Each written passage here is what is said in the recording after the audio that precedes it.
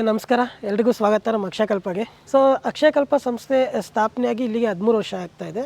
ಅಂದರೆ ನಾವು ಅಕ್ಟೋಬರ್ 2, 2010ರಲ್ಲಿ ನಮ್ಮ ಸಂಸ್ಥೆ ಸ್ಥಾಪನೆ ಆಯಿತು. ಈ ಸಂಸ್ಥೆನ ಸ್ಥಾಪನೆ ಮಾಡಿದ್ದು ಡಾಕ್ಟರ್ GNS ರೆಡ್ಡಿ ಮತ್ತು ಶಶಿಕುಮಾರ್ ಸರ್ ಅಂತ. ಸೊ ರೆಡ್ಡಿ ಸರ್ ಅವರು ಒಂದು ಬಯಾಫ್ ಅನ್ನೋ ಸಂಸ್ಥೆಯಲ್ಲಿ ಕೆಲಸ ಮಾಡ್ತಾಯಿದ್ರು. ಅವರು ವೆಟರ್ನರಿ ಡಾಕ್ಟರ್ ಕೂಡ. ಮತ್ತು ಅವರು ದಿನನಿತ್ಯ ಅವರು ರೈತರ ಜೊತೆ ಒಡನಾಟ ಇರ್ತು ಅವ್ರದ್ದು. ಸೊ ಅವ್ರಿಗೆ ರೈತರು ಏನು ಕಷ್ಟ ಅನುಭವಿಸ್ತಾ ಇದ್ದಾರೆ, ಈಗ ನಮ್ಮ ಭಾರತೀಯ ಕೃಷಿ ಯಾವ ಮಟ್ಟದಲ್ಲಿದೆ, ನಮ್ಮ ಕೃಷಿಲಿ ಏನು ಬದಲಾವಣೆ ಬೇಕು, ಯಾವ ರೀತಿ ನಾವು ಇದನ್ನು ಪುನರುಜ್ಜೀವನಗೊಳಿಸ್ಬೋದು, ಈ ರೀತಿ ಅವ್ರಿಗೊಂದು ಕಲ್ಪನೆ ಇತ್ತು. ಈ ಕಲ್ಪನೆಯಲ್ಲಿ ಮೂಡಿ ಬಂದಂತಹ ಸಂಸ್ಥೆನೇ ಅಕ್ಷಯಕಲ್ಪ. ಈಗ ಹೇಳಬೇಕು ಅಂದರೆ ಒಂದು ಕಡೆ ರೈತರಿಗೆ ಹಲವಾರು ಸಮಸ್ಯೆಗಳಿದೆ. ಅವರಿಗೆ ಸರಿಯಾದ ಮಾರುಕಟ್ಟೆ ವ್ಯವಸ್ಥೆ ಸಿಗದಲೇ ಇರ್ಬೋದು, ಅಥವಾ ಸರಿಯಾದ ಬೆಲೆ ಸಿಗದಲೇ ಇರ್ಬೋದು, ಇನ್ನೂ ಅನೇಕ ಹಲವಾರು ಅವ್ರಿಗೆ ತೊಂದರೆಗಳು ಅವರು ಪ್ರತಿನಿತ್ಯ ನೋಡ್ತಾನೆ ಇರ್ತಾರೆ. ಮತ್ತು ಇನ್ನೊಂದು ಕಡೆ ಏನಾಗಿದೆ ಅಂದರೆ ಗ್ರಾಹಕರಿಗೆ ಒಂದು ಗುಣಮಟ್ಟದ ಆಹಾರ ಸಿಗ್ತಾ ಇಲ್ಲ. ಸೊ ಇಲ್ಲಿ ಎರಡರ ಮಧ್ಯೆ ಒಂದು ಅಂತರ ಇದೆ. ಒಬ್ಬ ರೈತನಿಗೆ ಒಂದು ಒಳ್ಳೆಯ ಮಾರುಕಟ್ಟೆ ವ್ಯವಸ್ಥೆ ಅವಶ್ಯಕತೆ ಇದೆ, ಮತ್ತು ಗ್ರಾಹಕರಿಗೆ ಒಂದು ಗುಣಮಟ್ಟ ಆಹಾರದ ಅವಶ್ಯಕತೆ ಇದೆ. ಸೊ ಈ ಎರಡರ ನಡುವೆ ಅಕ್ಷಯಕಲ್ಪ ಸಂಸ್ಥೆ ಒಂದು ಸೇತುವೆಯಾಗಿ ಇವತ್ತು ಕೆಲಸ ಮಾಡ್ತಾ ಇದೆ. ಸೊ ಮೊದಲು ನಾವೊಂದು ಮಾಡೆಲ್ ಫಾರ್ಮ್ ಥರ ಸ್ಟಾರ್ಟ್ ಮಾಡಿದ್ವಿ. ಸೊ ನಮ್ಮದೇ ಅಂದರೆ ಅಕ್ಷಯಕಲ್ಪದಲ್ಲಿ ಸಾಕುವ ಒಂದು ರೀತಿ ಬೇರೆ ರೀತಿ ಇರುತ್ತೆ. ಹಸುಗಳನ್ನ ಸಾಕೋ ವಿಧಾನ ಆಗಿರ್ಬೋದು. ನಮ್ಮಲ್ಲಿ ಹೇಗೆ ಅಂದರೆ ಹಸುಗಳನ್ನ ನಾವು ಕಟ್ಟಾಕಬಾರ್ದು ಅಂತ ಹೇಳ್ತೀವಿ, ಮೂಗ್ದಾರ ಹಾಕಬಾರ್ದು ಅಂತ ಹೇಳ್ತೀವಿ. ಮತ್ತು ನಮ್ಮದು ಸಾವಯವ ಹಾಲು. ಸೊ ಸಾವಯವ ಹಾಲು ಉತ್ಪಾದನೆ ಆಗಬೇಕು ಅಂದರೆ ಅದೇ ಕೆಲವೊಂದು ನಾವು ಮ್ಯಾನೇಜ್ಮೆಂಟ್ ಪ್ರಾಕ್ಟೀಸಸ್ ಅಂತ ಹೇಳ್ತೀವಿ, ನಿರ್ವಹಣಾ ಕ್ರಮಗಳು ಬೇರೆ ಬೇರೆ ರೀತಿಯಾಗಿರುತ್ತೆ. ಇದನ್ನೆಲ್ಲ ಅನುಸರಿಸ್ಕೊಂಡು ನಾವೊಂದು ಮಾಡೆಲ್ ಫಾರ್ಮಲ್ಲಿ ಫಸ್ಟ್ ನಾವು ಸಾವಯವ ಹಾಲನ್ನ ಉತ್ಪಾದನೆ ಮಾಡ್ತಾಯಿದ್ವಿ. ಆಮೇಲೆ ರೈತರಿಗೆ ಇದ್ರ ಬಗ್ಗೆ ಅರಿವನ್ನ ಮೂಡಿಸಿ, ಈ ರೀತಿ ಒಂದು ನೀವು ಹೈನುಗಾರಿಕೆ ಮಾಡಿದ್ರೆ ನಿಮಗೆ ಲಾಭದಾಯಕವಾಗಿದೆ ಅಂತ ನಾವು ಪ್ರಾಯೋಗಿಕವಾಗಿ ಅದನ್ನು ಪ್ರೂವ್ ಮಾಡಿದ್ದೀವಿ. ರೈತರ ಹತ್ರ ಪ್ರೂವ್ ಮಾಡಿ ಕೊನೆಗೂ ಅವರು ಎಲ್ಲ ಅದು ಅರಿವಾಗಿ ನಮ್ಮ ಜೊತೆ ಕೈ ಜೋಡಿಸಿದ್ರು. ಒಬ್ಬೊಬ್ಬರೇ ಕೈ ಜೋಡಿಸ್ತಾ ಬಂದರು. ಈಗ ಪ್ರಸ್ತುತ ನಾವು ಒಂದು 900ರಿಂದ 900 ಫಾರ್ಮರ್ಸ್ವರೆಗೂ ನಾವು ರೈತರ ಜೊತೆ ನಾವು ಕೆಲಸ ಮಾಡ್ತಾಯಿದ್ದೀವಿ. ಸೊ ರೈತರ ಬೆಂಬಲ ಕೂಡ ನಮಗೆ ಚೆನ್ನಾಗಿದೆ. ನಮ್ಮ ಒಂದು ಪದ್ಧತಿಗಳು ಕೂಡ ರೈತರಿಗೆ ಇಷ್ಟ ಆಗಿದೆ. ಪ್ರಾರಂಭಿಕವಾಗಿ ನಾವು ಡೈರಿ ಅಂದರೆ ಹೈನೋದ್ಯಮನ ನಾವು ಆಯ್ಕೆ ಮಾಡ್ಕೊಂಡಿದ್ದು. ಹೈನುಗಾರಿಕೆನೇ ಅಥವಾ ಹೈನೋದ್ಯಮನೇ ನಾವು ಯಾಕೆ ಆಯ್ಕೆ ಮಾಡ್ಕೊಂಡ್ವಿ ಅಂದರೆ ಇದನ್ನು ನಾವು ಡೈಲಿ ಇನ್ಕಮ್ ಜನ್ರೇಟಿಂಗ್ ಆ್ಯಕ್ಟಿವಿಟಿ ಅಂತ ಹೇಳ್ಬೋದು. ಅಂದರೆ ಪ್ರತಿದಿನ ರೈತರಿಗೆ ಒಂದು ಆದಾಯನ ಸೃಷ್ಟಿ ಮಾಡೋ ಒಂದು ಮೂಲ. ಸೊ ಯಾಕಂದರೆ ನಾವು ಪ್ರತಿದಿನ 2 ಸತಿ ಹಾಲು ಕರಿಬೇಕಾಗುತ್ತೆ, ಪ್ರತಿದಿನದ ದುಡ್ಡು ಅವ್ರಿಗೆ ಸಿಗುತ್ತೆ. ಸೊ ಪ್ರತಿನಿತ್ಯ ಅವ್ರಿಗೆ ಆ ಒಂದು ಹಣ ಸಿಗ್ತಾ ಇದ್ದರೆ ಅವ್ರಿಗೇನಂದರೆ ಒಂದು ನಂಬಿಕೆ ಬರುತ್ತೆ. ಅವ್ರು ಮಾಡ್ತಾರೋ ಒಂದು ಕೆಲಸದ ಮೇಲೆ ನಂಬಿಕೆ ಬರುತ್ತೆ. ಹೌದು, ಇದರಲ್ಲಿ ನಮಗೆ ಲಾಭ ಇದೆ, ನಾವು ಇದನ್ನು ಮುಂದುವರಿಸ್ಬೋದು ಅಂತ ಒಂದು ನಂಬಿಕೆ ಬಂದಾಗ ಏನಾಗುತ್ತೆ ಅಂದರೆ ಅವ್ರಿಗೆ ಒಳ್ಳೆ ಸಂಪತ್ತು ಸೃಷ್ಟಿ ಆಗ್ತಾಯಿದ್ರೆ ಮುಂದೆ ಇನ್ನೂ ಅವರು ಡೆವಲಪ್ ಆಗೋದಕ್ಕೆ ಯೋಚನೆ ಮಾಡ್ತಾರೆ. ಅಂದರೆ ಇನ್ನೂ ಅಭಿವೃದ್ಧಿ ಹೊಂದೋದಕ್ಕೆ ಅವ್ರು ಯೋಚನೆ ಮಾಡ್ತಾರೆ, ಇನ್ನೂ ಅದರ ಒಂದು ಸ್ಕೇಲ್ ಅಪ್ ಆಗೋದಕ್ಕೆ ಅವರು ಯೋಚನೆ ಮಾಡ್ತಾರೆ. ಸೊ ಅದಕ್ಕೋಸ್ಕರ ನಾವು ಡೈರಿನ ಆಯ್ಕೆ ಮಾಡ್ಕೊಂಡು ಡೈರಿನ ಸ್ಟಾರ್ಟ್ ಮಾಡಿದ್ವಿ. ಆಮೇಲೆ ಬರ್ತಾ ಜೊತೆಗೆ ನಾವು ಡೈರಿ ಜೊತೆಗೆ ನಾವು ಕೃಷಿ ಮತ್ತು ಕೃಷಿಯೇತರ ಚಟುವಟಿಕೆಗಳನ್ನ ಕೂಡ ನಾವು ಪ್ರಾರಂಭ ಮಾಡಿದ್ವಿ. ಉದಾಹರಣೆಗೆ ಒಂದು ತರಕಾರಿ ಬೆಳೆಯೋದಾಗಿರ್ಬೋದು, ಸಾವಯವ ರೀತಿಯಲ್ಲಿ ಪದ್ಧತಿಯಲ್ಲಿ ತರಕಾರಿ ಬೆಳೆಯೋದಾಗಿರ್ಬೋದು. ನಮ್ಮದೇ ಆದ ಒಂದು ಮಾಡೆಲ್ ಇದೆ, ನಾನು ನಿಮ್ಗೆ ಆಮೇಲೆ ತೋರಿಸ್ತೀನಿ. ಆಮೇಲೆ ಒಂದು ಜೇನು ಕೃಷಿ ಆಗಿರ್ಬೋದು, ಮತ್ತು ಆಮೇಲೆ ಹಣ್ಣು ಬಂದು ಈಗ ಬಾಳೆಹಣ್ಣು, ಏಲಕ್ಕಿ ಬಾಳೆಹಣ್ಣು, ಮತ್ತು ಈ ತೆಂಗಾಗಿರ್ಬೋದು. ಈ ಥರ ಒಂದೊಂದೇ ಪ್ರಾರಂಭ ಮಾಡ್ಕೊಂಡು ಬಂದು. ಯಾಕಂದರೆ ರೈತರು ಬರೀ ಒಂದ್ರ ಮೇಲೆ ಅವಲಂಬಿತರಾದರೆ ಕೆಲವೊಂದು ಸತಿ ಲಾಸ್ ಆಗೋ ಚಾನ್ಸಸ್ ಇರುತ್ತೆ. ಸೊ ನಾವೊಂದು ಸಮಗ್ರ ಕೃಷಿ ಅಂತ ಕರಿತೀವಿ, ಸಮಗ್ರ ಪದ್ಧತಿ ಅಂತ ಕರಿತೀವಿ. ಆ ಒಂದು ಪದ್ಧತಿಯಲ್ಲಿ ರೈತರು ಕೃಷಿನ ಮಾಡ್ತಾಯಿದ್ರೆ ಒಂದರಲ್ಲಿ ನಷ್ಟ ಆದರೆ ಇನ್ನೊಂದರಲ್ಲಿ ಅವ್ರಿಗೆ ಆದಾಯ ಸಿಗುತ್ತೆ. ಸೊ ಅದೊಂದು ಸಸ್ಟೈನಬಲ್ ಆಗಿ ಅವರು ರನ್ ಮಾಡ್ಬೋದು ಅವ್ರ ಬಿಸ್ನೆಸ್ನ. ಆ ಒಂದು ಕಾರಣಕ್ಕೆ ನಾವು ಡೈರಿಯಿಂದ ಪ್ರಾರಂಭಗೊಂಡು ಇವತ್ತು ಕೃಷಿ ಮತ್ತು ಕೃಷಿಯೇತರ ಚಟುವಟಿಕೆಗಳಿಗೂ ನಾವು ಬಂದಿದ್ದೀವಿ. ಈಗ ಆರಂಭಿಕ ದಿನಗಳಲ್ಲಿ ನಾವು ಒಂದು 30-40 ಲೀಟ್ರ್ ಇಷ್ಟು ಅಷ್ಟೇ ನಾವು ಹಾಲನ್ನ ಉತ್ಪಾದನೆ ಮಾಡ್ತಾ ಇದ್ದಿದ್ದು. ಸೊ ಆಮೇಲೆ ಬರ್ತಾ ಒಬ್ಬೊಬ್ಬರು ರೈತರನ್ನೇ ಆ್ಯಡ್ ಮಾಡ್ಕೊಂಡು ಅವ್ರನ್ನ ಟ್ರೈನ್ ಮಾಡಿ ಅಂದರೆ ನಾವು ಒಂದು ಫಾರ್ಮಲ್ಲಿ ನಾವು ಇದು ಮಾಡ್ತಾ ಇದ್ದಿದ್ದು. ಹೌದು, ಮಾಡೆಲ್ ಫಾರ್ಮ್ ಅಂತ. ಆ ಮಾಡೆಲ್ ಫಾರ್ಮ್ ಇದೆ, ಅದನ್ನು ನಾವು ರೆಪ್ಲಿಕೇಟ್ ಮಾಡ್ಕೊಂಡು ಬಂದ್ವಿ. ಬೇರೆ ರೈತರಿಗೆ ಅದೇ ಸೇಮ್ ಮಾಡೆಲ್ನ ಬೇರೆ ರೈತರ ಹತ್ರ ರೆಪ್ಲಿಕೇಶನ್ ಮಾಡಿಸ್ಕೊಂಡು ಬಂದ್ವಿ. ಇವತ್ತು ಆ ಒಂದು 900 ಹತ್ತತ್ರ 900 ರೆಪ್ಲಿಕೇಶನ್ಸ್ನ ನಾವು ನೋಡ್ಬೋದು ಆ ಒಂದು ಮಾಡೆಲ್ನ. ಇವತ್ತು ನಾವು ಹತ್ತತ್ರ ನಾವು ಒಂದು 70,000 ಲೀಟ್ರ್ವರೆಗೂ ನಾವು ಹಾಲು ಉತ್ಪಾದನೆ ನಾವು ಮಾಡ್ತಾ ಇದ್ದೀವಿ. ಹೌದು, ಅಕ್ಷಯಕಲ್ಪ ಮಾದರಿ ಫಾರ್ಮ್ ಅಂತಲೇ ಹೇಳ್ತೀವಿ ನಾವು. ಸೊ ನಾವು ನಿಮಗೆ ಆಗಲೇ ಮಾತಾಡ್ತಾ ಹೇಳಿದೆ, ನಮ್ಮಲ್ಲಿ ನಿರ್ವಹಣೆ ಕ್ರಮಗಳು ಬೇರೆ ರೀತಿ ಇರುತ್ತೆ, ಪದ್ಧತಿಗಳು ಬೇರೆ ಇರುತ್ತೆ ಅಂತ. ಸೊ ನಾವು ಒಂದೊಂದೇ ನೋಡ್ಕೊಂಡು ಹೋಗೋಣ, ನಾವು ಹೇಗೆ ಪದ್ಧತಿಗಳನ್ನ ಅನುಸರಿಸ್ತಾ ಇದ್ದೀವಿ, ಮತ್ತು ಅದು ಯಾಕೆ ನಾವು ಆ ಒಂದು ಪದ್ಧತಿಗಳನ್ನ ಅನುಸರಿಸಬೇಕು, ವೈಜ್ಞಾನಿಕವಾಗಿ ಯಾಕೆ ಅದರಿಂದ ಏನು ನಮಗೆ ಲಾಭ ಇದೆ ಅನ್ನೋದನ್ನು ನಾವು ತಿಳ್ಕೊಳ್ಳೋಣ.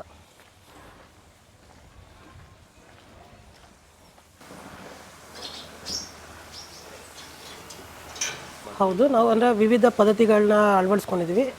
ಈಗ ಹೇಳಬೇಕು ಅಂದರೆ ಆಹಾರ ಪದ್ಧತಿ ಬಗ್ಗೆ ಹೇಳಬೇಕು ಅಂದರೆ ನಮ್ಮಲ್ಲಿ ಯಾವೊಂದು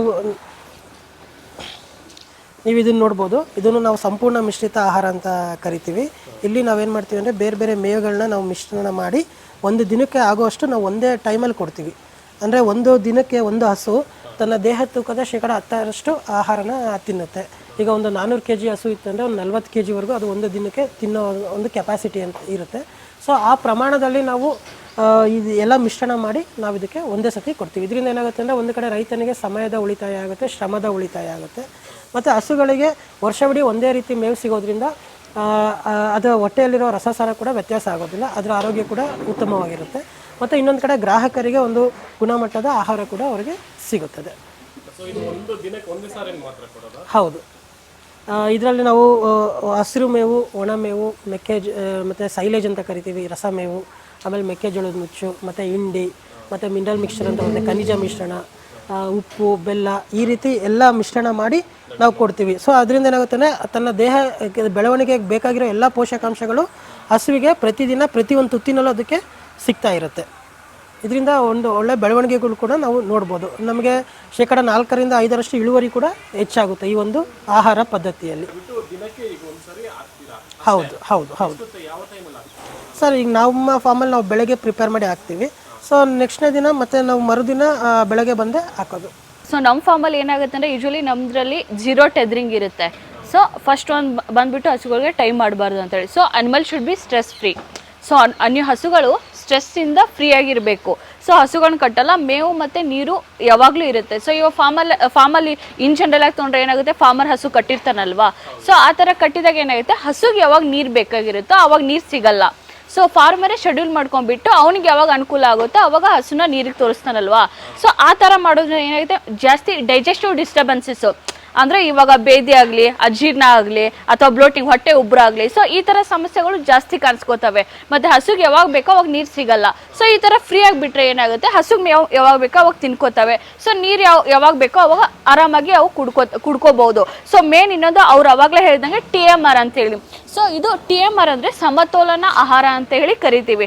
ಸೊ ಇದರ ಉದ್ದೇಶ ಏನಂದರೆ, so each and every bite, ಅಂದರೆ ಇವಾಗ ಒಂದು ತುತ್ತು ಹಸು ತಿಂತಿದೆ ಅಂದರೆ ಪೌಷ್ಟಿಕಾಂಶ ಇರುವಂಥ ಆಹಾರ ಅಥವಾ ಬ್ಯಾಲೆನ್ಸ್ಡ್ ಡಯಟು ಪ್ರತಿಯೊಂದು ತುತ್ತಿಗೆ ಸಿಗ್ಬೇಕಂತೇಳಿ. ಸೊ ಇವಾಗ ಫೀಲ್ಡಲ್ಲಿ ಹೊರಗಡೆ ಬಿಟ್ಟಿರ್ತಾರಲ್ವಾ, ಮೇಸಕ್ಕೆ ಬಿಡ್ತಾರೆ. ಸೊ ಒಂದೇ ಥರದ ಮೇವು ಸಿಗುತ್ತೆ, ಅಥವಾ ಒಣ ಹುಲ್ಲು ಸಪ್ರೇಟ್ ಹಾಕ್ತಾರೆ. ಸೊ ಇದರಲ್ಲಿ ಏನಿರುತ್ತೆ, ಅವ್ರು ಅವಾಗಲೇ ಹೇಳ್ದಂಗೆ ಹಸಿ ಹುಲ್ಲು ಇರುತ್ತೆ, ಒಣ ಹುಲ್ಲು ಇರುತ್ತೆ, ಸೈಲೇಜ್ ಅಂತ ಕರಿತೀವಿ, ಅಂದರೆ ರಸಮೇವು ಇರುತ್ತೆ, ಮತ್ತು ಪ್ರೋಟೀನ್ ಅಂಶ, ಪ್ರೋಟೀನ್ ಕೇಕ್ಸ್ ಇರುತ್ತೆ, ಮಿನರಲ್ ಮಿಕ್ಸ್ಚರ್ ಇರುತ್ತೆ, ಮತ್ತು ಜಾಗ್ರಿ ಇರುತ್ತೆ. So based on body weight, ಇವಾಗ ನಾವು TMRನ ಇದನ್ನ ಫಾರ್ಮುಲೇಷನ್ ಮಾಡ್ಕೋತೀವಿ ಡಯೆಟ್ನ. So based on the body weight of the animal, lactation, yield, ಮತ್ತು ಡ್ರೈಮೆಟ್ರಿ ಇಂಟೇಕ್ ಆಫ್ ದ, ಈ 3 ಆಸ್ಪೆಕ್ಟ್ ತೊಗೊಂಡ್ಬಿಟ್ಟು ಸೊ ಒಂದು ಹಸುಗೆ ಬಾಡಿ ವೇಟಿಗೆ ತಕ್ಕಂತೆ ಎಷ್ಟು ಪ್ರೋಟೀನ್ ಅಂಶ ಬೇಕಾಗಿದೆ ಅದರ ಪ್ರಮಾಣದಲ್ಲಿ ನಾವು ಇದನ್ನ ಫಾರ್ಮುಲೇಟ್ ಮಾಡ್ಕೊಂಡ್ಬಿಟ್ಟು ಈ ಥರ ಡಿವೈಡ್ ಮಾಡ್ತೀವಿ. ಸೊ ಇಲ್ಲಿ ನೀವು ನೋಡ್ಕೋಬಹುದು. ಸೊ ನಾವು ಇದರಲ್ಲಿ ಹಸುಗಳಿಗೆ ಸಪ್ರೇಟ್ ಮಾಡಿದ್ದೀವಲ್ವಾ, ಸೊ ಹಸುಗಳಿಗೆ ಕಂಪಾರ್ಟ್ಮೆಂಟ್ ಮಾಡಿದ್ದೀವಿ.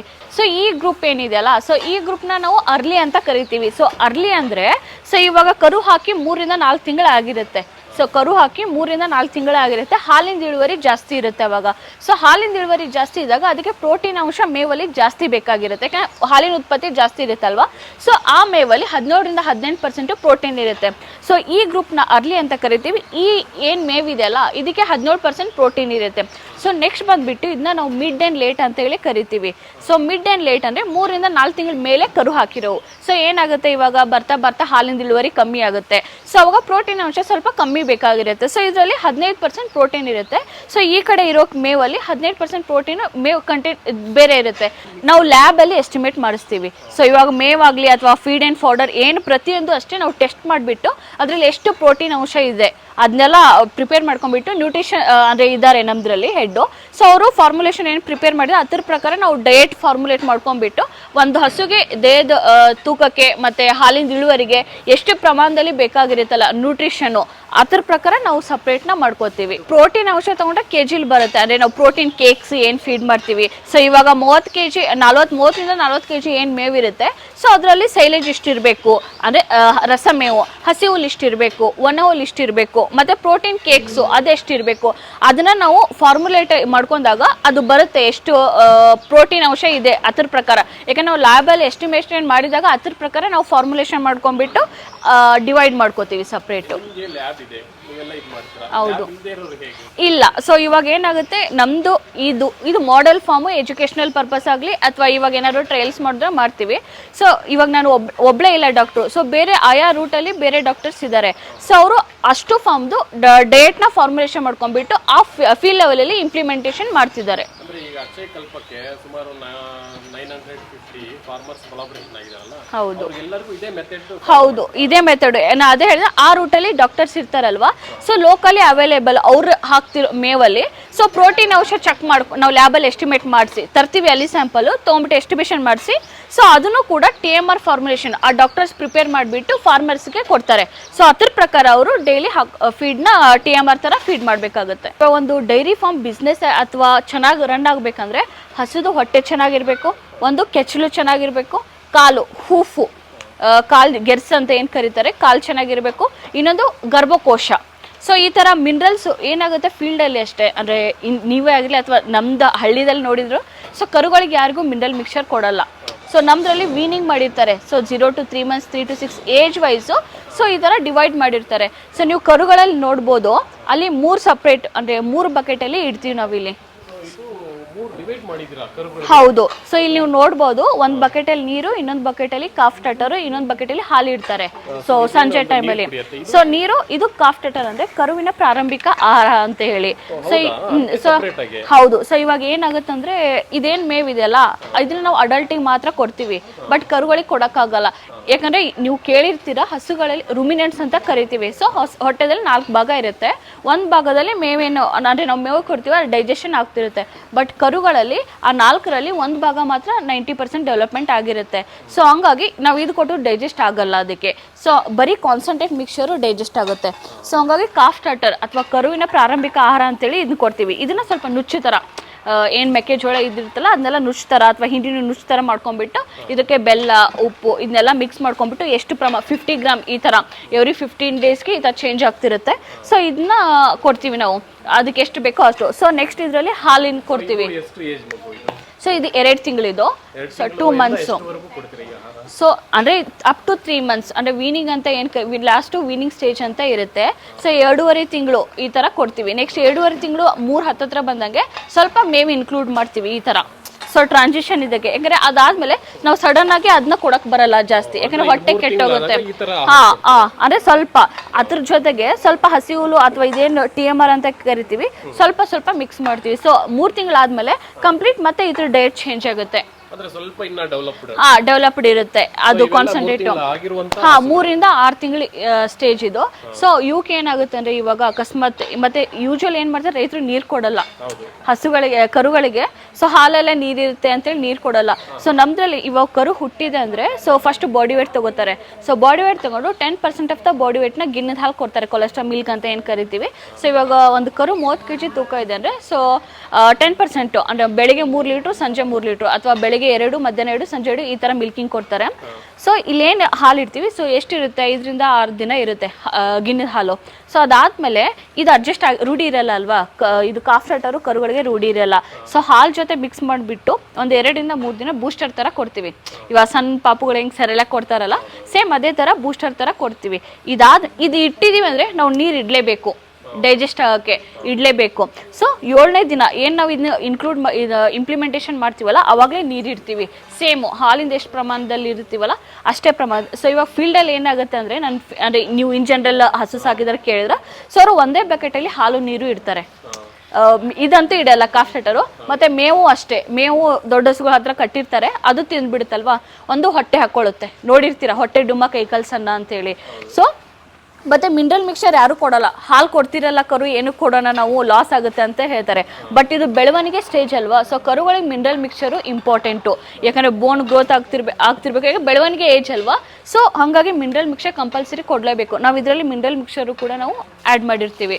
ಇವಾಗ ಏನು ಮಿನರಲ್ ಮಿಕ್ಸರ್ ಅಂತ ಹೇಳಿದ್ನಲ್ವಾ, ಸೊ ನೆಕ್ಸ್ಟು ಇವಾಗ ಏನು ಮಾಡ್ತಾರೆ ಯೂಶ್ವಲಿ ಒಂದೇ ಬಕೆಟಲ್ಲಿ ಹಾಲು ಕೊಟ್ಟಿರ್ತಾರಲ್ವ. ಸೊ ಅವ್ರು ಯಾವ ಥರ ರೂಢಿ ಮಾಡಿರ್ತಾರೆ ಅಂದರೆ ಈ ಥರ ಹಾಲು ಕೊಡ್ತಾರೆ, ಕುಡಿದ್ಮೇಲೆ ತೆಗಿತಾರೆ, ಅದಕ್ಕೆ ನೀರು ಹಾಕಿಬಿಟ್ಟು ಕೊಡ್ತಾರೆ. ಸೊ ಕರು ಏನು ಮಾಡುತ್ತೆ ಅದು ನೀರು ಕೂಡ ಹಾಲು ಅನ್ಕೊಂಡ್ಬಿಟ್ಟು ಕಂಪ್ಲೀಟ್ ನೀರನ್ನ ಕುಡಿದ್ಬಿಡುತ್ತಲ್ವಾ. ಸೊ ಕರುಗಳಿಗೆ ಯೂಶ್ವಲಿ ಕಿಡ್ನಿ ಡೆವಲಪ್ ಆಗಿರಲ್ಲ. ಸೊ ಕಿಡ್ನಿ ಮೇಲೆ ಪ್ರೆಷರ್ ಬಿದ್ದುಬಿಟ್ಟು ರಕ್ತ ಗಂಜಲ ಹೋಗೋಕ್ಕೆ ಸ್ಟಾರ್ಟ್ ಆಗುತ್ತೆ, ಕಂಪ್ಲೀಟ್ ನೀರು ಕುಡಿದ್ಬಿಡುತ್ತೆ. ಸೊ ಹಂಗಾಗಿ ನಾವು ಇವಾಗ ನೋಡಿ ಇಷ್ಟು ನೀರು ಇಟ್ಟಿದ್ದೀವಿ ಅಂದರೆ ಅದಕ್ಕೆ ಎಷ್ಟು ಬೇಕೋ ಅಷ್ಟೇ ಕುಡಿಯುತ್ತೆ. ಸೊ ಜಾಸ್ತಿ ಕುಡಿಯಲ್ಲ, ಅದಕ್ಕೆ ಎಷ್ಟು ಪ್ರಮಾಣದಲ್ಲಿ ಅದು ಕುಡಿಬೇಕನ್ಸುತ್ತೋ ಅಷ್ಟೇ ಕುಡಿಯುತ್ತೆ. ನಾವು ಅದೇ ಥರ ರೂಢಿ ಮಾಡಿದರೆ ಸೊ ಇದೇ ಬಕೆಟ್ ಇವಾಗ ಹಾಲು ಇಡ್ತೀವಿ, ಅದೇ ತೆಗೆದ್ಬಿಟ್ಟು ನೀರಿಟ್ರೆ ಸೊ ಕಂಪ್ಲೀಟ್ ನೀರು ಕೂಡ ಅದು ಕುಡಿದು ಬಿಡುತ್ತೆ. ಅವಾಗ ಅದಕ್ಕೆ ಪ್ರಾಬ್ಲಮ್ ಆಗುತ್ತೆ ಹೆಲ್ತ್. ಇವಾಗ ಬ್ಲೋಟಿಂಗ್ ಅಥವಾ ಸಡನ್ ಡೆತ್ ಕೂಡ ಆಗ್ಬೋದು, ಅಥವಾ ರಕ್ತ ಗಂಟಲ ಹೋದ್ರೆ ಸುಮ್ಮನೆ ಹಸು ಕರುಗೆ ಪ್ರಾಬ್ಲಮ್, ಬೆಳವಣಿಗೆ ಆಗಲ್ಲ ಸರಿಯಾಗಿ. ಸೊ ಇವಾಗ ಕರು ಅಷ್ಟೇ ಕುಡಿಯುತ್ತೆ. ಮತ್ತೆ ಮಿನರಲ್ಸು ಅಷ್ಟೇ ನಾವು ಸಪ್ರೇಟ್ ಕೊಡಲೇಬೇಕು. ಮಿನರಲ್ ಮಿಕ್ಸರ್, ಖನಿಜಾಂಶ ಅಂತ ಏನು ಕರಿತೀವಿ, ಅದಕ್ಕೆ ಕೊಟ್ಟರೆ ಚೆನ್ನಾಗಿ ಬೆಳವಣಿಗೆ ಆಗ್ತವೆ. ಹಾ, ಯಾಕಂದ್ರೆ ಇವಾಗ ಒಂದು ಹಸು ಹಾಲು ಕೊಡ್ತಿರೋದು ತನ್ನ ಕರುಗೋಸ್ಕರ ಅಲ್ವಾ, ಸೊ ನಾವು ಕುಡಿತೀವಿ, ಎಲ್ಲರೂ ಕುಡಿತಾರೆ. ಸೊ ಅದನ್ನ ಬ್ಯಾಲೆನ್ಸ್ ಮಾಡಕ್ಕಂತ ಹೇಳಿ ನಾವು ಕಾಫ್ ಸ್ಟಾರ್ಟರ್ನ ಕೊಡ್ತಿರೋದು. ಅದನ್ನ ಬ್ಯಾಲೆನ್ಸ್ ಮಾಡೋಕ್ಕೆ ನಾವು ಹಾಲು ಜೊತೆಗೆ ಇದನ್ನು ಕೂಡ ನಾವು ಕೊಟ್ಟರೆ ಅದಕ್ಕೆ ಬೇಕಾಗಿರೋ ಪೌಷ್ಟಿಕಾಂಶ ಸಿಗುತ್ತೆ, ಮತ್ತು ಬೆಳವಣಿಗೆನೂ ಕೂಡ ಚೆನ್ನಾಗಾಗುತ್ತೆ. ಹಳ್ಳಿಗಳಲ್ಲಿ ಮತ್ತು ನಮಗೆ ಏನು ವ್ಯತ್ಯಾಸ ಅಂತ ಕೇಳ್ತಿರ್ತೀರಲ್ವಾ, ಸೊ ಹಳ್ಳಿಗಳಲ್ಲಿ ಬರೀ ಮೇಸಕ್ಕೆ ಬಿಟ್ಟಿರ್ತಾರೆ. ಸೊ ಹೀಟಿಗೆ ಅಥವಾ ಪಿಬರ್ಟಿಗೆ ಬೆದೆಗೆ ಫಸ್ಟು ಯಾವಾಗ ಬರ್ತವೆ, 2 ವರ್ಷ 3 ವರ್ಷ 4 ವರ್ಷಕ್ಕೆ ಫಸ್ಟ್ ಹೀಟಿಗೆ, ಅಥವಾ 3 ವರ್ಷಕ್ಕೆ ಫಸ್ಟ್ ಹೀಟಿಗೆ ತೊಗೊಂಡಿರ್ತವೆ. ಹೀಟಿಗೆ ತೊಗೊಂಡು ಮತ್ತೆ 9 ತಿಂಗಳು 9 ದಿವಸ ಆ ಥರ ಆಗುತ್ತಲ್ವಾ, ಅಂದರೆ 4ನೇ ವರ್ಷಕ್ಕೆ ಒಂದು ಕರು ಹಾಕುತ್ತೆ. ಬಟ್ ಈ ಥರ ಫೀಡಿಂಗು ಅಥವಾ ಮಿನರಲ್ ಮಿಕ್ಸರ್ ಸರಿಯಾಗಿ ಕೊಟ್ಟಿದ್ದೇ ಆದರೆ, ಸೊ ನಮ್ಮ ಗ್ರೂಪಲ್ಲಿ ಬ್ರೀಡಿಂಗ್ ಹೀಫರ್ಸು ವಿದಿನ್ 2 ವರ್ಷದಲ್ಲೇ ಅದು ಒಂದು ಕರು ಹಾಕಿರುತ್ತೆ. ಇವಾಗ ಬರೀ ಗ್ರೇಸಿಂಗ್ ಬಿಟ್ಟು, ಗ್ರೇಸಿಂಗ್ ಅಂದರೆ ಹೊರಗಡೆ ಮೇಯ್ಸಕ್ಕೆ ಅಷ್ಟೇ ಬಿಟ್ಟಿರ್ತಾರೆ, ಮಿನರಲ್ ಸರಿಯಾಗಿ ಕೊಟ್ಟಿರಲ್ಲ. ಆ ಥರ ಇರೋಕ್ಕೆ ಏನಾಗುತ್ತೆ, ಡಿಲೇ ಆಗ್ತಾ ಹೋಗುತ್ತೆ. ಯಾಕಂದರೆ ಹಸುವಿಗೆ ಬೇಕಾಗಿರೋ 3 ವರ್ಷ 4 ವರ್ಷ ಅವ್ರು ಕೊಟ್ಟಿದ್ದಕ್ಕೆ ಮೇಂಟೆನೆನ್ಸ್ ಇರಲ್ಲ, ಮಿನರಲ್ ಸರಿಯಾಗಿ ಕೊಟ್ಟಿರಲ್ಲ. ಸೊ ಅದು ಪ್ಯೂಬರ್ಟಿ ಅಥವಾ ಅದಕ್ಕೆ ಬೇಕಾಗಿರೋ ಬಾಡಿ ವೇಟ್ ಅಟೇನ್ ಆಗಲ್ಲ, ಗೇನ್ ಆಗಲ್ಲ. ಸೊ ಹಾಗಾಗಿ ಡಿಲೇ ಆಗ್ತಾ ಹೋಗುತ್ತೆ. ಸೊ ಈ ಥರ ಆದರೆ ಬಾಡಿ ವೇಟು, ಸೊ ಇವಾಗ ಹೀಟಿಗೆ ಅಥವಾ ಬೆದೆಗೆ ಬರಬೇಕಂದ್ರೆ ಬಾಡಿ ವೇಟ್ ಇಂಪಾರ್ಟೆಂಟ್ ಆಗುತ್ತೆ. ಸೊ HF ಅಂದರೆ 250 kg ಬರಬೇಕು ಫಸ್ಟ್ ಬೆದೆಯ ಲಕ್ಷಣಗಳು ತೋರ್ಸೋಕ್ಕೆ. ಸೊ ಜರ್ಸಿ ಅಂದರೆ 220 kg ಬರಬೇಕು. ಸೊ ಹಳ್ಳಿ ಕರ ಅಂದರೆ 180 kg ಬರಬೇಕು. ಸೊ ನಾವು ಕರೆಕ್ಟಾಗಿ ಈ ಥರ ಫೀಡಿಂಗು ಅಥವಾ TMR ಅಥವಾ ಮಿನರಲ್ ಮಿಕ್ಸರ್ ಎಲ್ಲ ಕೊಟ್ಟಿದ್ದೆ ಆದರೆ, ಸೊ ಇವಾಗ ಬರ್ತ್ ವೇಟ್ 22 kg 23 kg ಇದೆ, ಇಂಟು 10 230 kg 250 kg ಬರುತ್ತೆ ನೆಕ್ಸ್ಟ್ ಇದಕ್ಕೆ. ಸೊ ಅವಾಗ ನಾವು ಫಸ್ಟ್ 2 ಹೀಟ್ನ ಮಿಸ್ ಮಾಡ್ಕೊಂಡ್ಬಿಟ್ಟು, ಸೊ 3ನೇ ಇನ್ಸೆಮಿನೇಷನ್ ನಾವು ಕನ್ಸೀವ್ ಆದರೆ, ಸೊ ಅಲ್ಲಿಂದ 9 ತಿಂಗಳು 9 ದಿವಸ. ಸೊ ಚಾನ್ಸಸ್ ಅಲ್ಲ, ಬಂದಿದ್ದಾವೆ ನಮ್ಮ ಇದರಲ್ಲಿ. ಸೊ ಆಲ್ರೆಡಿ ನಮ್ಮ ಇಲ್ಲಿ ಪಡ್ಡೆಗಳಿದ್ದಾವೆ ಒಂದು ಕರು ಹಾಕಿರೋದು. ಸೊ ಅದರಲ್ಲಿ ಫಸ್ಟ್ ಅಂದರೆ 2 ವರ್ಷ ಒಳಗಡೆ ಕರು ಹಾಕಿ ಹಾಲು ತೊಗೊಂಡಿದ್ದೀವಿ. ಸೊ ಆ ಥರ. ಸೊ ಕರೆಕ್ಟಾಗಿ ಫೀಡಿಂಗು TMR ಅಥವಾ ಮೇನಾಗಿ ಮಿನರಲ್ ಮಿಕ್ಸರು, ಸೊ ಆ ಥರ ಎಲ್ಲ ಕೊಟ್ಟಿದ್ದೆ ಆದರೆ ಅವು ಬಾಡಿ ವೇಟ್ನ ಅಟೆಂಡ್ ಮಾಡ್ತವೆ. ಮಿಲ್ಕಲ್ಲಿ ಅಂದರೆ ಕ್ವಾಲಿಟಿ ಅಂದರೆ ಪ್ರೋಟೀನ್ ಅಂಶ ಅಥವಾ ಫ್ಯಾಟಿ SNF ಅಂಶ ಇದು ಕೂಡ ವೇರಿಯೇಷನ್ ಆಗುತ್ತೆ. ಯಾಕಂದರೆ ಮಿನರಲ್ ಮಿಕ್ಸರ್ ನಾವು ಚೆನ್ನಾಗಿ ಕೊಡ್ತಿರ್ತೀವಲ್ವ. ಸೊ ಇವಾಗ ಬರೀ ಹೊರಗಡೆ ಬಿಡಿದ್ರೆ ಅದಕ್ಕೆ ಏನೂ ಸಿಗಲ್ಲ. ಸೊ ಹಾಲು ಕೊಡ್ತಿರ್ತೆ ಬಟ್ ಕ್ವಾಲಿಟಿ ಮಿಲ್ಕ್ ಬರಲ್ಲ. ಸೊ ನೀವು ಇವಾಗ ಹಸು ಯಾವ್ದು ಏನು ತಿನ್ನುತ್ತೋ ಅದೇ ಹಾಲಲ್ಲಿ ಬರುತ್ತೆ. ಸೊ ಇವಾಗ ಪ್ರೋಟೀನ್ ಅಂಶ ಚೆನ್ನಾಗಿರೋ ತಿಂದರೆ ಸೊ ಹಾಲಿನ ಕ್ವಾಲಿಟಿ ಕೂಡ ಇಂಪ್ರೂವ್ಮೆಂಟ್ ಚೆನ್ನಾಗಾಗುತ್ತೆ. ಪ್ರೆಸೆಂಟ್ ನಮ್ಮಲ್ಲಿರೋದು ಇವಾಗ ಜರ್ಸಿ ಇದ್ದಾವೆ, HF ಇದ್ದಾವೆ, ಹಳ್ಳಿಕರ್ ಇದ್ದಾವೆ. ಸೊ ಒಂದು ಇದು ಸಾಯಿವಾಲ್ ಕ್ರಾಸ್ ಇದೆ, ಇನ್ನೊಂದು ಗಿರ್ ಕ್ರಾಸ್ ಇದ್ದಾವೆ. ಸೊ ಮಿಲ್ಕಿಂಗ್ ಪಾರ್ಲರ್ ಅಂತ ಹೇಳಿ ಕರಿತೀವಿ ಇದನ್ನ. ಸೊ ಮಿಲ್ಕಿಂಗ್ ಪಾರ್ಲರ್ ಇದು ಯೂನಿಟು. ಸೊ ಇಲ್ಲಿ ಏನಾಗುತ್ತೆ ಅಂದರೆ ಬೆಳಿಗ್ಗೆ 4:30 ಅಥವಾ 5 ಗಂಟೆ, ಸಂಜೆ 4:30 ಅಥವಾ 5 ಗಂಟೆ 2 ಸಲ ಮಿಲ್ಕಿಂಗ್ ಆಗುತ್ತೆ. ಸೊ ಬೆಳಿಗ್ಗೆ ಒಂದು ಸಲ, ಸಂಜೆ ಒಂದು ಸಲ. ಮಿಲ್ಕಿಂಗ್ ಮಷೀನಿಂದ ಹಾಲು ಕರಿತೀವಿ, ಹ್ಯಾಂಡ್ ಮಿಲ್ಕಿಂಗ್ ಇರಲ್ಲ ಇಲ್ಲಿ, ಟು ಅವಾಯ್ಡ್ ದ ಅಂದರೆ ಹೈಜೀನ್ ಇಂಪಾರ್ಟೆಂಟು, ಮತ್ತು ಕ್ರಾಸ್ ಕಂಟಾಮಿನೇಷನ್ ಆಗಬಾರ್ದು ಅಂತ ಹೇಳಿ. ಸೊ 7 ಹಸುಗಳು ಇಲ್ಲಿ ಒಟ್ಟಿಗೆ ಬರ್ತವೆ. 7 ಹಸುದು ಅಟ್ ಎ ಟೈಮ್ ಮಿಲ್ಕಿಂಗ್ ಆಗುತ್ತೆ. ಸೊ ಇದೇನಿದೆಯಲ್ಲ, ಸೊ ಇದಕ್ಕೆ 6 ಇದ್ದಾವೆ. ಇದು ಮಿಲ್ಕಿಂಗ್ ಮಷಿನ್ ಅಂತ ಕರಿತೀವಿ, ಇದು ಕ್ಲಸ್ಟರ್ಸ್ ಅಂತ ಕರಿತೀವಿ, ಅಂದರೆ 4 ತೊಟ್ಟಿಗೆ ಏರಿಸ್ತೀವಿ. ಸೊ ಏನಾಗುತ್ತಂದರೆ ಒಂದು ಸಪ್ರೇಟ್ ಬಕೆಟ್ ಇರುತ್ತೆ, ಇದು ಸಪ್ರೇಟು. ಸೊ 6 ಹಸುಗೆ ಅದನ್ನ ಒಂದು ಕ್ಲಸ್ಟರ್ ಇದನ್ನ ಹಾಕ್ತೀವಿ, ಇನ್ನೊಂದು ಹಸುಗೆ ಸಪ್ರೇಟು. ಸೊ 7 ಹಸು ಏನು ಬರ್ತಾವಲ್ಲ, 7 ಹಸುದಲ್ಲಿ 3 ಹಸುದನ್ನ ನಾವು ರೀಡಿಂಗ್ ತೊಗೋತೀವಿ. ರೀಡಿಂಗ್ ಅಂದರೆ ಯಾಕಂದರೆ ಇಂಡಿವಿಜುವಲ್ ಹಸುದು ಗೊತ್ತಾಗಬೇಕಲ್ವ ನಮಗೆ. ಸೊ ಇದೊಂದು ಮೆಜರಿಂಗ್ ಫ್ಲಾಸ್ಕು, ಇದೊಂದು, ಸೊ ಇದೊಂದು 2, ನೆಕ್ಸ್ಟು ಆ ಸಪ್ರೇಟ್ ಇದರಲ್ಲಿ ಯೂಸ್ ಮಾಡ್ಕೋತೀವಿ. ಅಕಸ್ಮಾತ್ ಯಾವ್ದಾದ್ರು ಕರು ರೀಸೆಂಟಾಗಿ ಕರು ಹಾಕಿದರೆ ಅದನ್ನು ಸಪ್ರೇಟ್ ಆ ಇದರಲ್ಲಿ ಕರಿತೀವಿ. ಯಾಕಂದರೆ ಮತ್ತೆ ಎತ್ನಾಲು ಹಾಲು ಹೊಡ್ಕೊಳ್ಳುತ್ತೆ, ಯಾಕಂದರೆ ಅದಕ್ಕೆ ಪ್ರೋಟೀನ್ ಅಂಶ ಜಾಸ್ತಿ ಇರುತ್ತೆ ಆ ಹಾಲಲ್ಲಿ. ಸೊ ಫಸ್ಟಿಗೆ ಏನು ಮಾಡ್ತಾರೆ ಅಂದರೆ, ಇಲ್ಲೇನು ಹಸುಗಳು ಬರ್ತಾವಲ್ವ, ಫಸ್ಟು ಲ್ಯೂಕಾಮ್ ವಾಟರ್ ಅಥವಾ ನೀರಿಂದ ಕೆಚ್ಚಲನ್ನ ತೊಳಿತಾರೆ. ಸೊ ಕೆಚ್ಚಲನ್ನ ನೀಟಾಗಿ ಸೊ ಇಲ್ಲ ಪೈಪಲ್ಲಿ ಇದು ಮಾಡ್ಕೊಂಡ್ಬಿಟ್ಟು, ಸೊ ಈ ಥರ ಬಿಟ್ಕೊಂಡ್ಬಿಟ್ಟು ಕೆಚ್ಚಲನ್ನ ನೀಟಾಗಿ ವಾಶ್ ಮಾಡ್ತಾರೆ. ಯಾಕಂದರೆ ಕೂತ್ಕೊಂಡು ಸ್ವಲ್ಪ ಸಗಣಿ ಆಗಲಿ ಅಥವಾ ಏನೋ ಗಲೀಜು ಅಥವಾ ಮಡ್ ಹತ್ತಿರುತ್ತಲ್ವ, ಸೊ ನೀಟಾಗಿ ಕೆಚ್ಚಲನ್ನೆಲ್ಲ ತೊಳೆದ್ಬಿಟ್ಟು ವೈಪ್ ಮಾಡ್ತಾರೆ ಇಲ್ಲಿ. ಸೊ ಏನು 4 ತೊಟ್ಟಿರುತ್ತಲ್ಲ, ಸೊ 4 ಕಾರ್ನರಲ್ಲಿ ವಾಶ್ ಮಾಡ್ತಾರೆ, ಕ್ಲೀನ್ ಮಾಡ್ತಾರೆ. ಸೊ ಇಲ್ಲಿ ಒಂದು ತೊಟ್ಟನ್ನ ಈ ಥರ ಕ್ಲೀನ್ ಮಾಡ್ತಾರೆ. ನೆಕ್ಸ್ಟ್ ಈ ತೊಟ್ಟು ಆ ಥರ. ಯಾಕಂದರೆ ಒಂದೇ ಸೈಡು 2 ತೊಟ್ಟನ್ನ ಕ್ಲೀನ್ ಇದರಿಂದನೇ ಮಾಡಲ್ಲ. ಸೊ 4 ಡಿಫ್ರೆಂಟ್ ಪಾರ್ಟಲ್ಲಿ 4 ತೊಟ್ಟನ್ನ ವೈಪ್ ಮಾಡ್ತಾರೆ, ಕ್ಲೀನ್ ಮಾಡಿಬಿಟ್ಟು ನೆಕ್ಸ್ಟ್ ಏನು ಮಾಡ್ತಾರೆ, ಸ್ಟ್ರಿಪ್ ಪೀಲ್ ಮಾಡ್ತಾರೆ. ಸ್ಟ್ರಿಪ್ ಪೀಲ್ ಅಂದರೆ ಹಾಲು ಕರೆದ್ಬಿಟ್ಟು ತೊಟ್ಟು ಹೊಡೆದ್ಬಿಟ್ಟು ನೋಡ್ತಾರೆ ಹಾಲಿನ ಕನ್ಸಿಸ್ಟೆನ್ಸಿ. ಸೊ ಹಾಲು ಚೆನ್ನಾಗಿದೆಯೋ ಅಥವಾ ಒಡೆದೋಗಿದ್ದೇನೋ ಕೆನೆ ಥರ ಬರ್ತಿದ್ದೀನೋ. ಸೊ ಹಾಲು ಚೆನ್ನಾಗಿದ್ರೆ ಮಾತ್ರ ಮಷಿನ್ ಹಾಕೋದು. ಇದು ಫಿಲ್ಮಿಡಿಮ್ ಅಂತ ವಿಡಿಪ್ ಅಂತ ಕರಿತೀವಿ. ಇದು ಲ್ಯಾಕ್ಟಿಕ್ ಆಸಿಡ್ ರಿಚ್ ಇರುತ್ತೆ, ಗ್ಲಿಸರಿನ್ ಇರುತ್ತೆ. ಸೊ ಇದು ಯಾವ ಥರ ಆ್ಯಕ್ಟ್ ಆಗುತ್ತೆ ಅಂದರೆ, ಇವಾಗ ಏನಾಗುತ್ತೆ, ತೊಟ್ಟು ಸರ್ಫೇಸಲ್ಲಿ ಎಲ್ಲ ಬ್ಯಾಕ್ಟೀರಿಯಾಗಳು ಇರ್ತವೆ. ಸೊ ಹಾಲು ಕರಿಯೋ ಟೈಮಲ್ಲಿ ಅಥವಾ ಯಾಕಂದರೆ ಮುಂಚೆ ಎಲ್ಲಿ ಬೇಕಾದ ಕೂತ್ಕೊಂಡಿರ್ತಾವಲ್ವ. ಸೊ ಬ್ಯಾಕ್ಟೀರಿಯಾಗಳು ತೊಟ್ಟು ಒಳಗಡೆ, ಇವಾಗ ಹಾಲು ಕರಿಯೋ ಟೈಮ್ ಮೊಲೆ ತೊಟ್ಟು ಏನಿರುತ್ತಲ್ಲ ಅರ್ಧ ಗಂಟೆಯಿಂದ 1 ಗಂಟೆ ತನಕ ಓಪನ್ ಇರುತ್ತೆ. ಸೊ ಆ ಟೈಮಲ್ಲಿ ಬ್ಯಾಕ್ಟೀರಿಯಾಗಳು ಒಳಗಡೆ ಹೋಗೋ ಚಾನ್ಸಸ್ ಇರುತ್ತಲ್ವ. ಸೊ ಹಾಗಾಗಿ ಏನು ಸರ್ಫೇಸಲ್ಲಿ ಬ್ಯಾಕ್ಟೀರಿಯಾ ಇರ್ತವೆ ಅದನ್ನ ಒಳಗಡೆ ಹೋಗೋದನ್ನ ಎಂಟ್ರಿ ಪ್ರಿವೆಂಟ್ ಮಾಡಬೇಕು. ಸೊ ಪ್ರೀ ಡಿಪ್ಪು ಮತ್ತು ಪೋಸ್ಟ್ ಡಿಪ್ಪು ಅಂದರೆ ಹಾಲು ಕರಿಯೋಕ್ಕಿಂತ ಮುಂಚೆ, ಹಾಲು ಕರೆದಾದ್ಮೇಲೆ ಇದರಿಂದ ತೊಟ್ಟಿಗೆ ಡಿಪ್ ಮಾಡ್ತಾರೆ. ಸೊ ಇದರಿಂದ ಇನ್ನೊಂದು ಮತ್ತೇನು ಹೆಲ್ಪ್ ಆಗುತ್ತೆ ಅಂದರೆ, ಸೊ ಕೆಚ್ಚಲಿಗೆ ಸೊ ಮಾಯಿಶ್ಚರೈಸರಾಗಿ ಆ್ಯಕ್ಟ್ ಆಗುತ್ತೆ, ಮತ್ತು ಫ್ಲೈ ರಿಪಲೆಂಟು, ಇವಾಗ ನೊಣ ಅದು ಇದು ಬರ್ತಿರ್ತಾವಲ್ಲ, ಫ್ಲೈ ರಿಪಲೆಂಟ್ ಆಗುತ್ತೆ. ಇನ್ನೊಂದು ಟೀಟ್ ಪ್ಲಗ್ ಆಗಿ ಆ್ಯಕ್ಟ್ ಆಗುತ್ತೆ.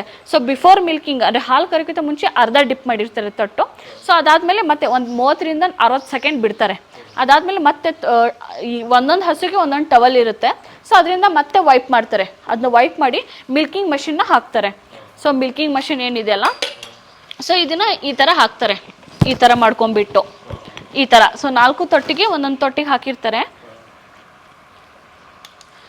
ಸೊ ಅಲ್ಲಿ ವ್ಯಾಕ್ಯೂಮ್ ಪ್ರೆಷರ್ ಫಿಕ್ಸ್ ಇರುತ್ತೆ. ಸೊ 380 mmHg ಅಂತೇಳಿ ವ್ಯಾಕ್ಯೂಮ್ ಪ್ರೆಷರ್ ಮೇಲೆ ಮಿಲ್ಕಿಂಗ್ ಮಷಿನು ವರ್ಕ್ ಆಗುತ್ತೆ. ಸೊ ಇವಾಗ ಒಬ್ಬೊಬ್ರು ರೈತರು ಏನು ಹೇಳ್ತಾರೆ, ಮಷಿನ್ ಹಾಕಿದರೆ ಹಾಲಿನ ರಕ್ತ ಬರುತ್ತೆ ಅಥವಾ ಹಸುಗೆ ಹಾರ್ಮ್ ಆಗುತ್ತೆ. ಆ ಥರ ಏನೂ ಇರಲ್ಲ, ಕಾನ್ಸ್ಟೆಂಟ್ ಪ್ರೆಷರ್ ಇರುತ್ತೆ ಮಿಲ್ಕಿಂಗ್ ಮಷಿನ್ದು. ಮತ್ತು ಇವಾಗ ಕರು ಯೂಶ್ವಲಿ ಯಾವ ಥರ ಹಾಲು ಕುಡಿತಿರುತ್ತಾನೆ, ನಾಲ್ಗೆನ ರೋಲ್ ಮಾಡಿಬಿಟ್ಟು ತೊಟ್ಟ ಮೇಲೆ ಪ್ರೆಷರ್ ಬೀಳಿಸ್ತಿರುತ್ತೆ.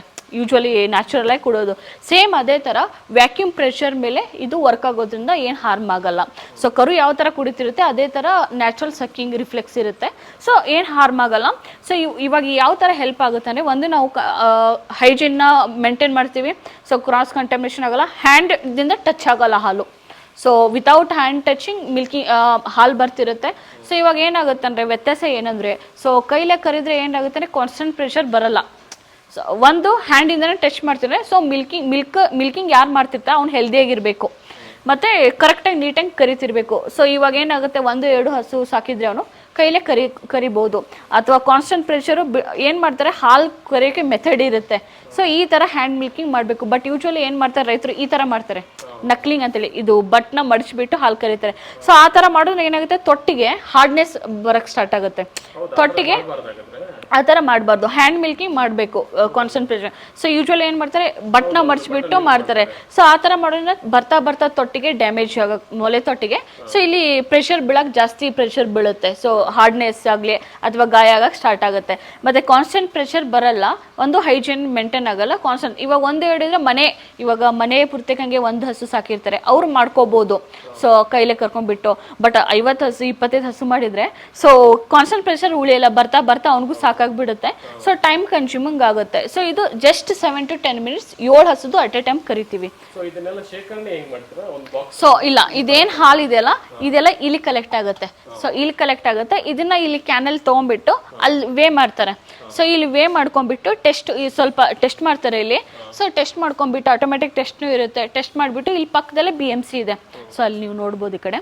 ಸೊ ಇದು BMC ಅಂತ ಕರಿತೀವಿ. ಸೊ ಬಲ್ಕ್ ಮಿಲ್ಕ್ ಕೂಲರ್ ಅಂತ ಹೇಳಿ, ಚಿಲ್ಲಿಂಗು BMC ಅಂತ ಕರಿತೀವಿ. ಸೊ ಫೀಲ್ಡಲ್ಲಿ based on the capacity. So ಇವಾಗ 7-8 ಫಾರ್ಮ್ ಸೇರಿಸ್ಬಿಟ್ಟು ಒಂದು BMC ಈ ಥರ ಮಾಡಿರ್ತಾರೆ.